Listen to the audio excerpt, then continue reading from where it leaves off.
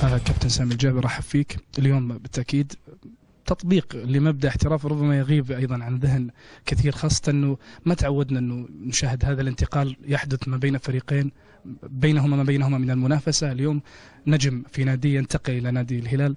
مبدئيا كيف تعلق كابتن على هذه المسألة؟ أول شيء احنا سعيدين أيضا أن احنا اليوم كسبنا أخ وصديق وفرد من أفراد العائلة الهلالية، وأتمنى إن شاء الله أنها تكون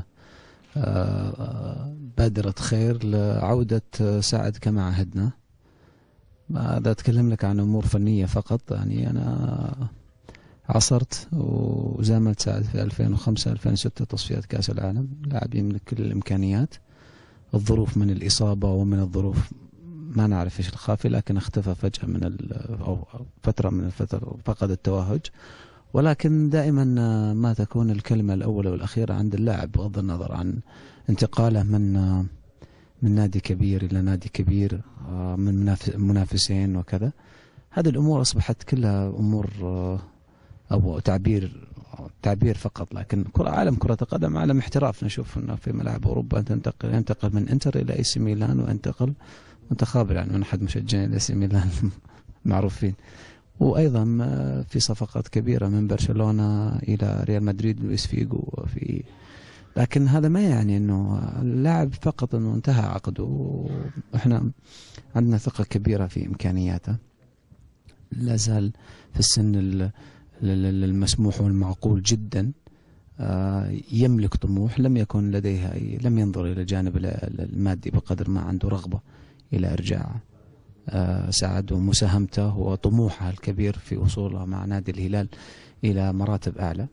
حقيقة نتوقف عن الكلام ونتوقف عن الأسئلة، فقط ندعو لسعد إن شاء الله بالتوفيق معنا، وأن يكون عون إن شاء الله مع بقية زملائه.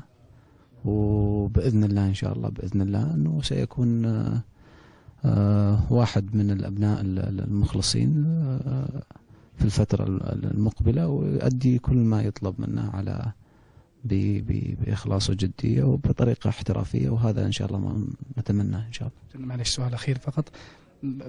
كلاعب خبرة سابق، بالتأكيد أنت كأنك تشاهد في ساعة ظروف ربما يمر فيها أي لاعب، حتى ربما أنت مررت من خلالها. كيف يستطيع اللاعب تجاوز هذه الظروف حينما يمر عليه موسمين وثلاث مواسم لا يصبح هو النجم اللي كان يشار إليه بالبنان؟ والله أنا أقول لك أنه ما يملك هذا الحل الظروف هذه إلا سعد نفسه. لا أعتقد أنه الهلال متمثلة في رئيس مجلس الإدارة أو نائبة أو أي كان من الأعضاء، بقدر ما تكون الرغبة الموجودة عند سعد في العودة.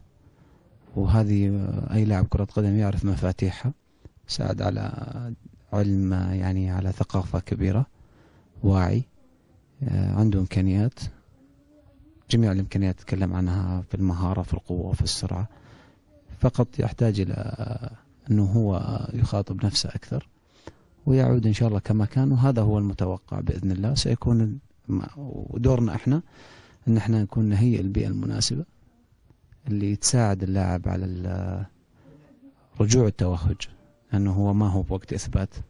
اللاعب له اسمه، له تاريخه، فقط يحتاج على أنك تساعده إن شاء الله. وهذا ما هو ديدنا في نادي الهلال، هذا هو اللي احنا نمشي عليه، نحاول نهيئ البيئة المناسبة.